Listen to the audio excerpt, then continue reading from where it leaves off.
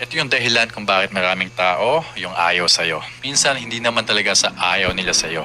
Naiirita lang sila. Kasi yung mga bagay na pilit nilang pinapeke, natural mong dinadala.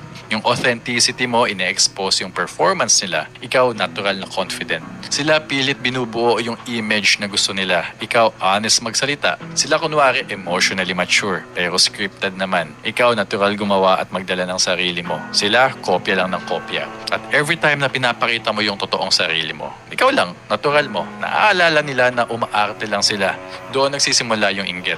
At yung inggit, nagiging galit. Kaya minsan, ikaw yung ginagawang problema. Ikaw yung nakikita, ikaw yung sinisita nila. Kahit wala ka namang ginagawang masama. Pero ito yung totoo. Okay? Listen up.